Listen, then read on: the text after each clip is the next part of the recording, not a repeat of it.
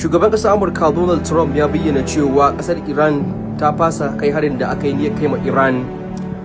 Wannan ya biyo bayan da shugabanni da jagororin ƙasashen gabas tsakiya suka roƙi ƙasar ta Amurka da kada ta kai ma ƙasar Iran hari, daga ciki har da Saudi Arabia. Sai dai cewa ƙasar Iran ta bayyana cewa ita a shirye take kowane lokaci idan ƙasar Amurka ta kai hari za ta kai harin ramo kai da ta yi alƙawali za ta kai ilahirin ƙasashen gabas tsakiya. Iran ta yi alƙawalin kai hari a Kuwait, Oman, Jordan, Bahrain, Saudi Arabia da Qatar, Iraki, duk inda sansanin ƙasar Amurka yake a gabas tsakiya idan ƙasar Amerika ko Isra'ila suka kai mata hari.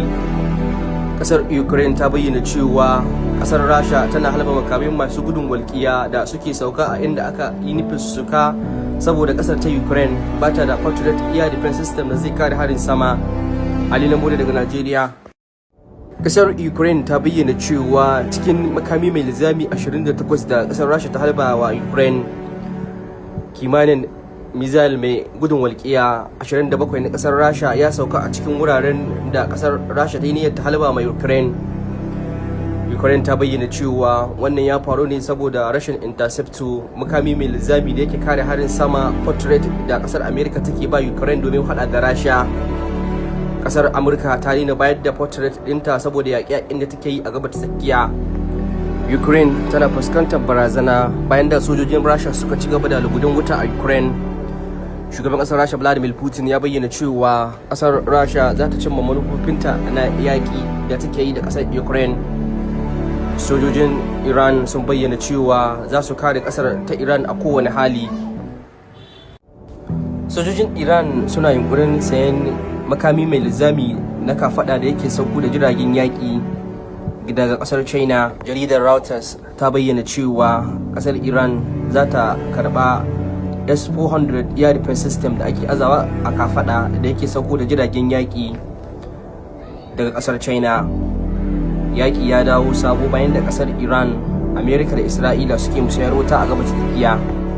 Mayakan Houthis Ansarullah da suke Yemen suna musayar wuta da ƙasar Saudi Arabia bayan da ɗarɗare ke ci gaba da barkewa a gabas tsakiya. A karo na farko da shugaban ƙasar Amurka Donald Trump ya amince cewa lallai ƙasar Iran tana da makamai kuma ta fara shiga cikin jerin ƙasashe masu ƙarfi a duniya.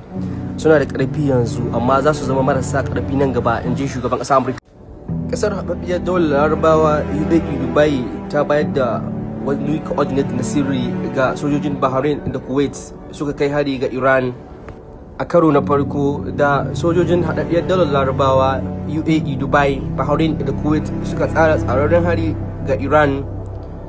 Sojojin sun kai harin ne a wurin ajiyar makamai da makamai mara matuka drones na Iran. Jaridar WSJ ta bayyana cewa kasar haɗaɗɗiyar daular Larabawa UAE Dubai ce ta bayar da sirri a kai hari ga Iran. Shugaban ƙasar Amurka Donald Trump ya yi barazanar kai hari ga wurin ajiyar makamai ƙarƙashin ƙasa na Iran. Donald Trump ya yi barazanar kai hari ga Big Ass Mountain, wurin ajiyar makamai na ƙarƙashin ƙasa da makamashin nukiliya na ƙasar Iran. Iran ta maida missile da uranium ɗinta a ƙarƙashin ƙasa.